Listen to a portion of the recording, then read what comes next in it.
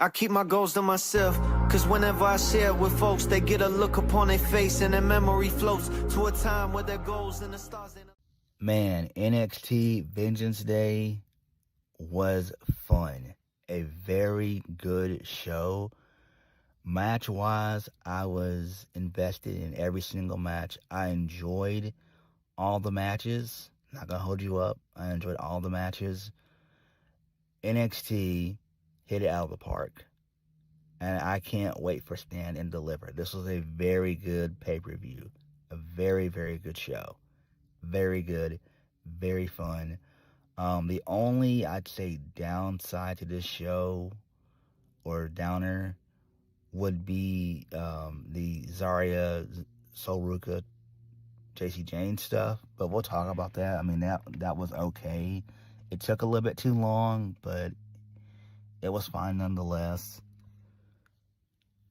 But the crowd, they were invested in all the matches and everything, which was great, even though, you know, it's the PC crowd.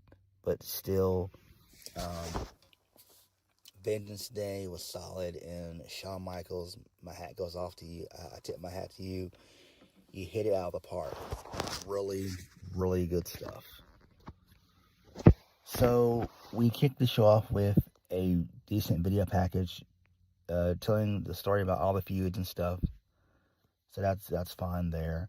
Then we get a shot of the NXT Performance Center, the NXT PC faithful. That's fine. Then Dion Lennox, we see him. He's in the parking lot, and he's just waiting for Tony D'Angelo to get there so he can get his hands on him. Moving on from that, this leads us into the first match of the night. Mariah May defeats Jada Parker in a street fight. This match was pretty decent for the most part. The crowd was very much in the corner of Miss Parker. So, there were kendo sticks involved, tables involved, steel chairs. Mariah May threw Jada Parker into the steel steps a couple times. She hit her with an umbrella. Jada Parker ended up doing an awesome hypnotic through the table towards the end of the match. That was great. There are a bunch of near falls in this match as well. Then they ended up doing the brick spot that Jada and Lola Vice did. I want to say, was that back in 2025? Or was that back in 2024? I think that was back in 2024. They ended up doing that spot. But Jada Parker got out of dodge with that one. Mariah also in the match ended up doing Jada Parker's patented high step, which was great. She ended up, you know, doing everything, including the little hip attack as well. The finish came when Mariah grabbed a bag. It was a 5-pound bag of diamonds. They continued to brawl a little bit some more. And then Mariah ended up hitting the Glamour Shot DDT onto the diamonds for the 1, 2, 3. And Mariah May wins. This is fine. Right decision. Clearly, they want to move Mariah May up to the main event scene of NXT, which is fine. Good stuff there. Jada Parker losing, to me, that's fine. I feel that this is not over with yet, though. This is just beginning. And Mariah May kind of needed a big win to solidify her. And this was the right one. Again, I don't know what you do with Jada Parker. I feel like they're going to continue this feud. Now that, spoiler alert, that Izzy Dame is no longer champion, maybe if Izzy wins it back at some point, maybe you have Jada Parker and Izzy Dame into a feud, and they fight over the Women's North American Championship. I think that would be great. Jada Parker needs a title, and she's very much over. She is one of the most over female acts on NXT. I mean, she's fucking awesome. I've been a fan of Jada Parker really since day one. Not just because she looks good, because that's true, but she could also go in the ring, and she's pretty good on the mic. So Jada Parker is great. Mariah May winning, good stuff. I feel that this feud is not over with yet, though. All right, moving on from that. This leads us into Ricky Saints. He's in the locker room. So he confronted Ethan Page for not being out there for him when Joe Hendry was thumping him on the head. Put a thumping on him this past Tuesday. Ricky Saints, as per usual, make everything about himself. Ethan Page was annoyed by all this. So basically, Ricky wanted Ethan to have his back tonight. And Ethan Page was like, remember, yeah, I got your back, man. So, that's fine. This is interesting. I like it. So, moving on. This leads us into the parking lot. There are a bunch of cars everywhere. So Tony D'Angelo showed up with his whip, and then he got blindsided by Dark State. They started the brawl and everything else. So Dark State, they jumped a guy who thought it looked like Tony D, but it wasn't him. So the real Tony D shows up, and they begin to just have an awesome ass brawl. Several times. This thing went on for a good 5 minutes of just brawling, just breaking stuff and going through walls and shit. It was so fun. This was excellent. They used trash cans, tables. They were just going ham on each other. So then the referees try to get him to calm down and get him in the ring and everything, and they continue to brawl and fight. Then there was a nasty spear that took place through the wall, which was great. That popped the crowd. That was insane. So they finally got underway.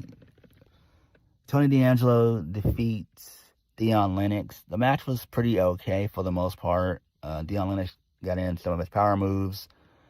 And then Tony D ended up winning the match via a spear into the Forget About It choke slam for the 1, 2, 3. This is fine.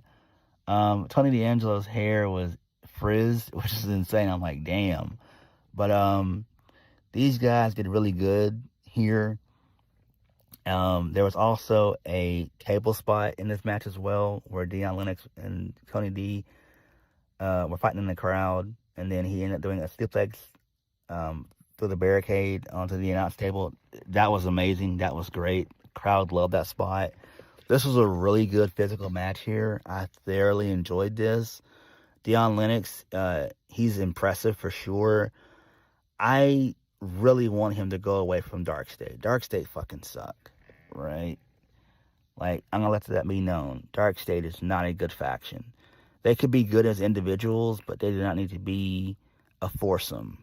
Like, it just doesn't need to happen. It's not there. And like I said before, like, you could put some of these guys in the mid card, you know. But this match was really, really good here. It was short. It didn't go no longer than about maybe 8 minutes, but it was good. And really, if you add that brawl for like 5 to 7 minutes, so you really add about a good 12 to 15 minute match. So it was pretty solid here. Tony D winning was the right decision. I would imagine his second reason that he came back to NXT is to probably be NXT champion. And I think we could possibly see him at Stand and Deliver, more than likely. Maybe he's the one who dethrones Joe Hendry. Spoiler alert, Joe Hendry retained the NXT championship.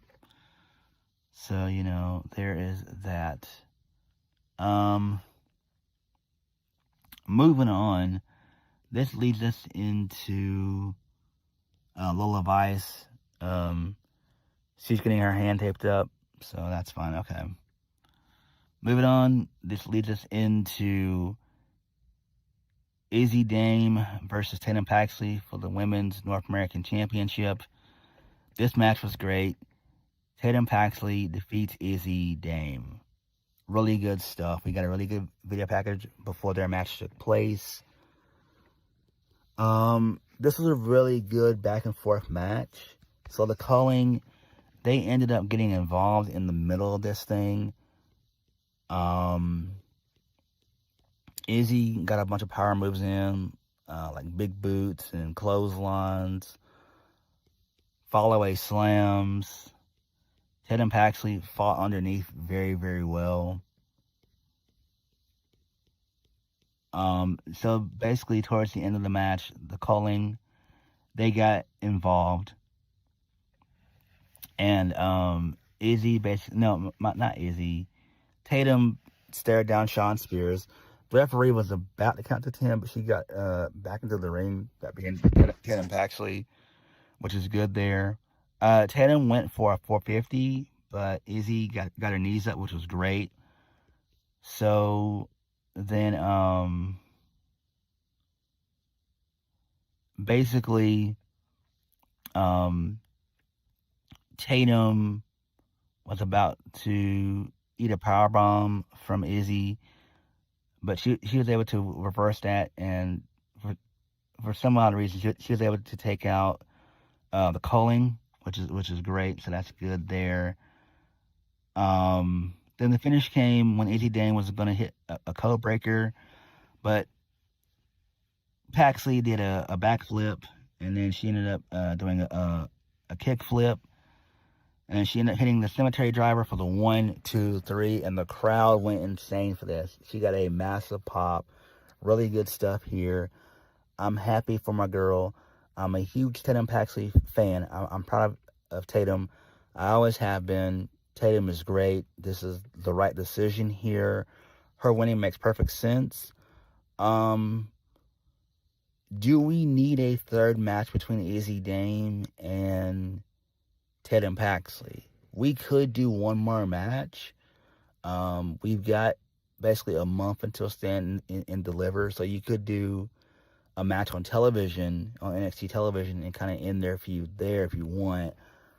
But I think that Izzy Dame needs to be moved up. She needs to be in that main event scene as well. I think it's time for her. And she needs to lose Shawn Spears and Nika Vance, right? Shawn Spears is fucking awful. He sucks ass. Nika Vance, there's promise there, but we will never know because he's attached to Shawn Spears. So, there's that. But Tatum Paxley winning is the right decision. Perfect, if you ask me.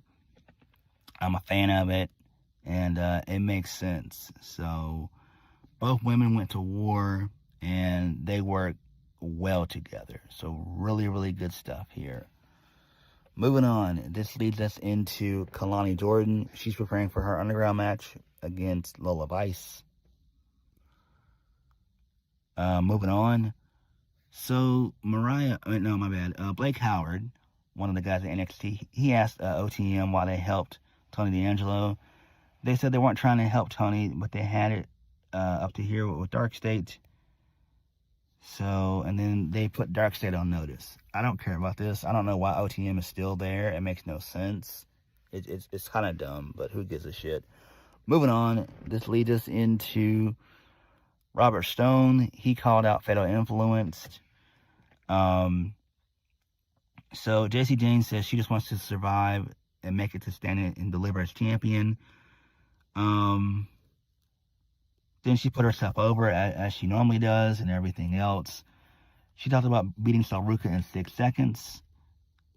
And she was about to almost beat Zarya, but Saruka couldn't move on.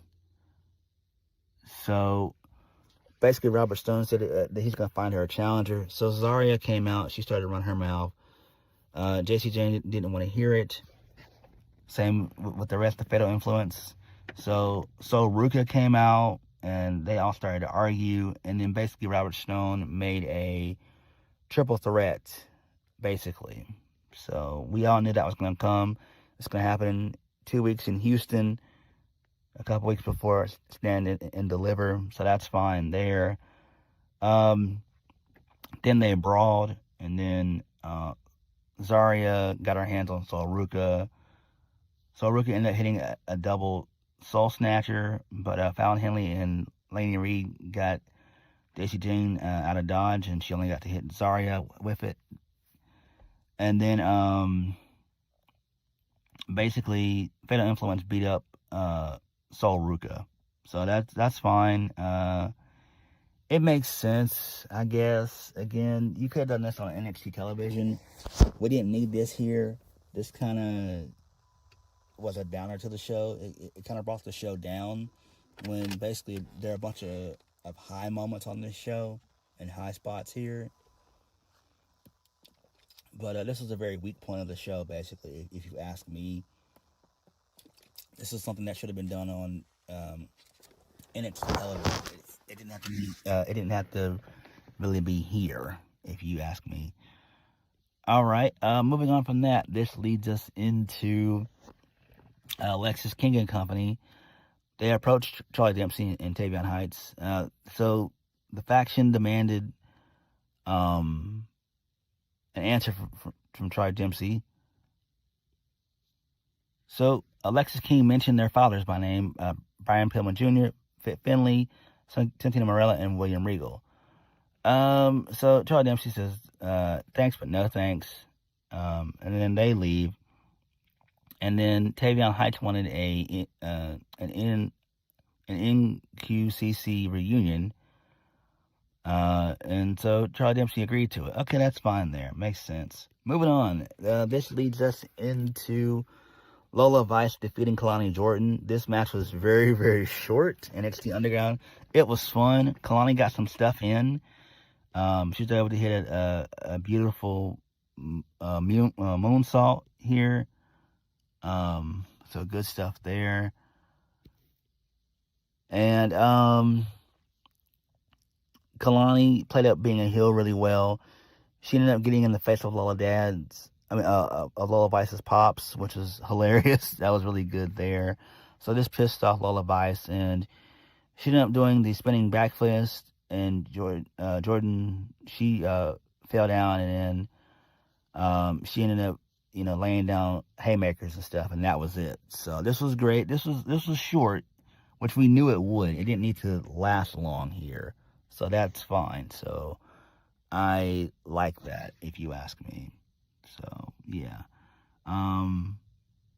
It was pretty decent. I thoroughly enjoyed it. Are we done with this, or are they going to continue? So, whatever. Moving on. This leads us into a backstage segment involving JC Jane. So she was whining to Fatal Influence about having to defend her title in a triple threat match.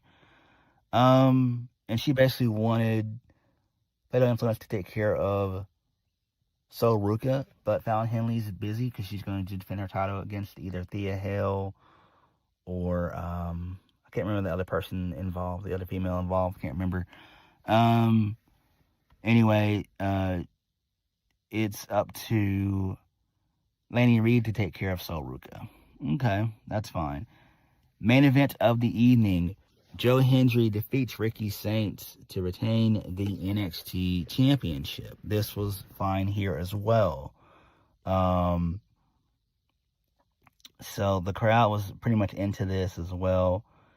This was a pretty decent match between the two of them. Ricky hit a nasty net breaker in this match as well. That was cool. He ended up working on the shoulder of Joe Hendry. Joe Hendry ended up working on... no, he didn't work on anything with Ricky in this match, really. So they continue to fight some more. Joe Hendry ended up hitting a massive fall-away slam. So, that was great. It was from the second rope. So, Ricky Saints went for a near fall. So Ethan Page, he came out. He looked at the NXT Championship. He grabbed it for a brief moment. Then he threw it into the ring. But it slid too far. Joe Hendry grabbed it.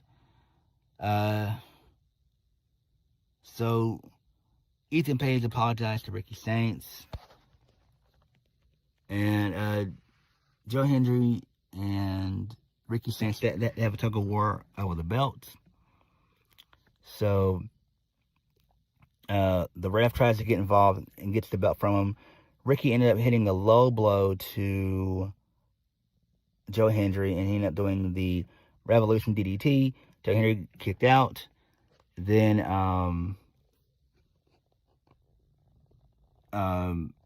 the referee, put the title belt back. Joe Hendry ended up doing a low blow, hitting the standing ovation, 1, 2, 3, and then that was it. So this is fine. This makes sense. Clearly, it's not over between Joe Hendry and Ricky Saints. It's not. It's fine. It makes sense. It really does.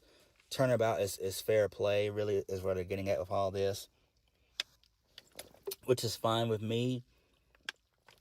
What do you do with Ethan Page here? I don't know. I doubt they'll turn him face. He does great work as a heel, and yeah. Clearly this thing is not over between Ricky Saints and Joe Hendry. Do you do a rematch at Stand and Deliver in 4 weeks? Do you risk the triple threat? Maybe add Tony Dean or whatever. I don't know. I wouldn't add Tony D'Angelo in just yet.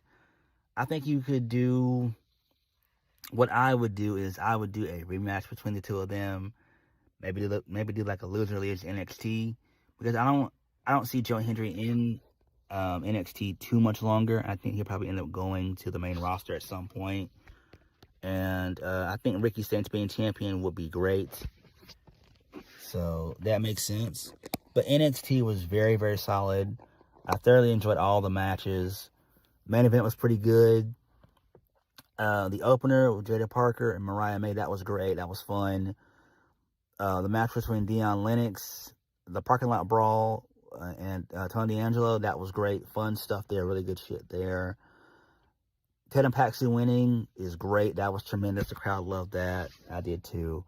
So NXT, for the most part, was solid. It really was. It was a solid, fun 2.5 hours. Well, actually, 2 hours and 15 minutes. I really dug the show.